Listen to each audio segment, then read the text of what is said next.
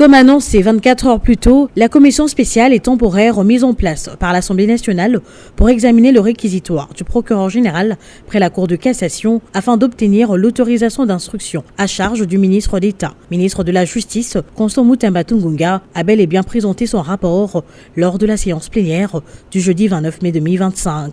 Après la lecture de ce rapport bien détaillé, reprenant toutes les réponses du procureur général Firmin Vondé et du ministre Constant Mutamba, cette commission, dirigée par le député national Méchac Mandefou, a recommandé l'auguste plénière d'autoriser l'instruction contre le Mineta en charge de la justice. Les faits mis à charge du ministre d'État, ministre de la Justice et garde des Sceaux sont d'une extrême gravité aux yeux de la loi congolaise et qu'il y a lieu d'en tirer les conséquences des droits, notamment en accordant les droits aux présumés auteurs des faits à présenter ses moyens de défense. En conséquence, votre commission recommande à l'auguste plénière d'autoriser l'instruction contre M. Constant Mutamba Tungunga. Adopté par l'Assemblée plénière, ce rapport a néanmoins été soumis à un débat houleux qui a permis aux élus du peuple de donner chacun un avis soit pour, soit contre l'autorisation d'instruction à charge de ce membre du gouvernement. Tantôt nous disons que la justice est malade et lorsqu'elle veut faire son travail, nous sommes là à lui mettre les bâtons dans le roues. Personne n'a dit qu'il est coupable. On veut en savoir davantage. Mais le ministère public peut, après instruction, dire que les faits ne sont pas établis. J'ai entendu dans le rapport le ministre dire que ce sont des faits administratifs, que Madame la Première ministre est l'autorité qui peut mettre fin à cette situation. Mais qu'il aille dire ça au procureur général. Il y a une démarche administrative et parmi les correspondances, même correspondances, il y a Premier ministre Ezana Kati. Oyo bazali ko senga que les Mineta abakisa ba pièce. Tant que la procédure administrative n'a pas été épuisée, honorable président, ce qui est autorisé, tokobiaiser tout et ça sera comme un règlement de compte, honorable président. Combien que Mutamba a détourné, honorable président, qu'il plaise de votre haute autorité de cette institution, honorable président, de faire un sursaut patriotique en fait que nous puissions trouver une paix durable. Parce que depuis la nuit du temps, nous savons qu'il y a un conflit qui gangrène entre les ministres de la Justice et les conseils supérieurs de la magistrature.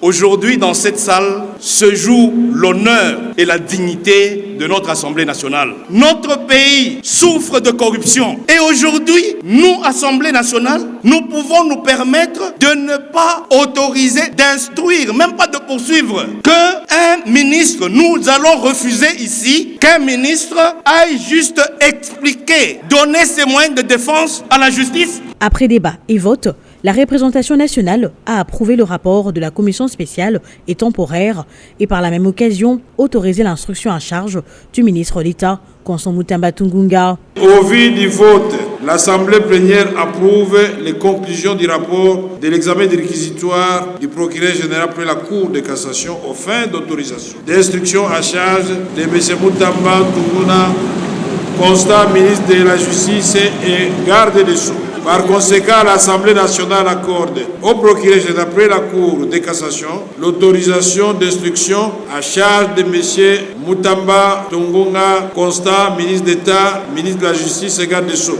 Ensuite, l'Assemblée nationale a procédé à l'audition du rapport de la commission spéciale et temporaire chargée d'examiner le réquisitoire du procureur général près la Cour de cassation, sollicitant des poursuites contre le député national Géré Lubanzadio, accusé des falsifications d'un acte de vente d'une parcelle. À ce sujet, la commission a demandé le transfert du dossier auprès du comité de sages de la Chambre basse du Parlement, une proposition soutenue par la plénière. Au cours de cette même plénière, les élus du peuple ont également procédé à l'examen de 2 rapports de la commission PAJ sur la proposition de loi portant création de l'Ordre national du Léopard et l'Ordre national des héros nationaux du député national André Mbata.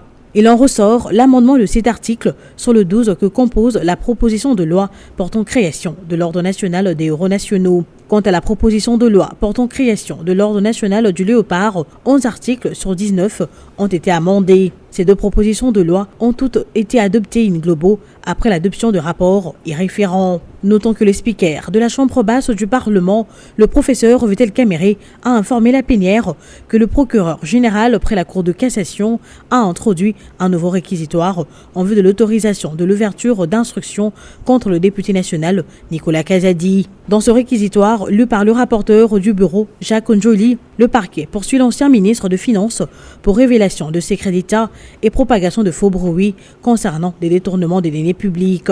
Le bureau de l'Assemblée nationale a à cet effet mis en place une commission spéciale et temporaire afin d'auditionner le procureur Firmin Vondé et les députés nationaux Nicolas Kazadi.